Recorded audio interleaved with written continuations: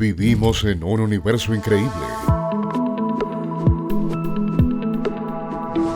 ¿Alguna vez te has preguntado por qué existe? ¿Por qué existe algo en lo absoluto?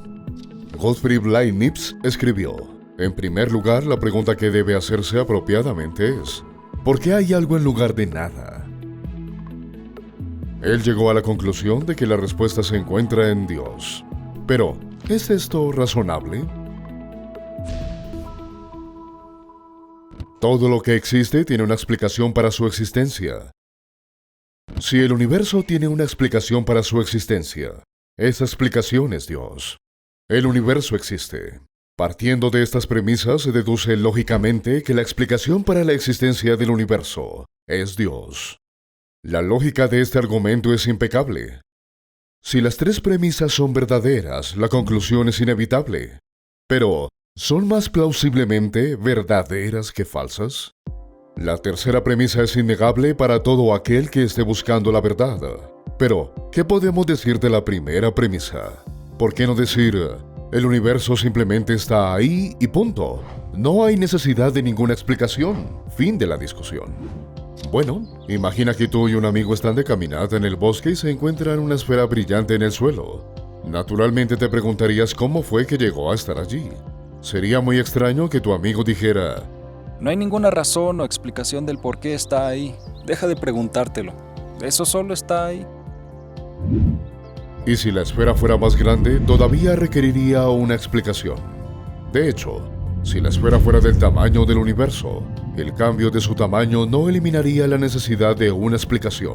En realidad, la curiosidad sobre la existencia del universo parece científica e intuitiva. Alguien podría decir: si todo lo que existe necesita una explicación, ¿qué hay de Dios? ¿No necesita Él una explicación? Y si Dios no necesita una explicación, entonces, ¿por qué el universo necesita una explicación? Para responder a esto, Leibniz hace una distinción clave entre las cosas que existen necesariamente y las cosas que existen contingentemente.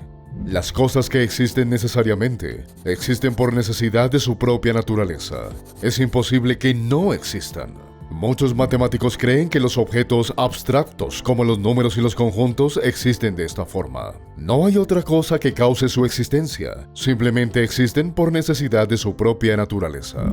Las cosas que existen contingentemente existen porque fueron causadas por algo más. Muchas de las cosas con las que estamos familiarizados existen contingentemente. Estas no tienen que existir. Simplemente existen porque algo más causó su existencia. Si tu mamá y tu papá nunca se hubieran conocido, tú no existirías. No hay razón para pensar que el mundo que nos rodea tenía que existir. Si el universo se hubiera desarrollado de manera diferente, no habría estrellas ni planetas.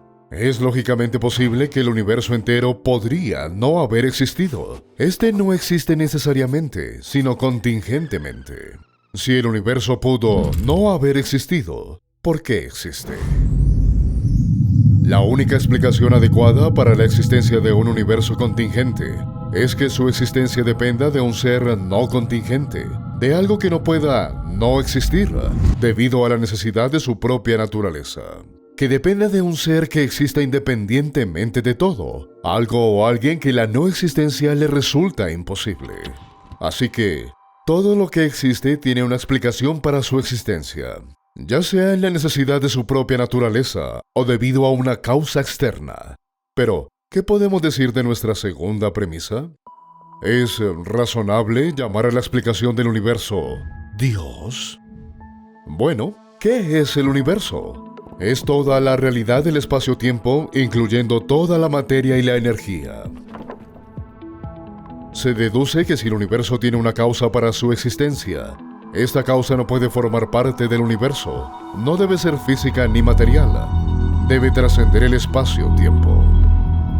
La lista de entidades que posiblemente podrían encajar en esa descripción es demasiado corta, y los objetos abstractos no pueden causar nada. El argumento de la contingencia de Leibniz muestra que la explicación para la existencia del universo se puede encontrar únicamente en la existencia de Dios. O si prefieres no utilizar el término Dios, puedes simplemente llamarlo el ser extremadamente poderoso, no causado, necesariamente existente, no contingente, no físico, inmaterial, eterno, que creó el universo entero y todo lo que hay en él.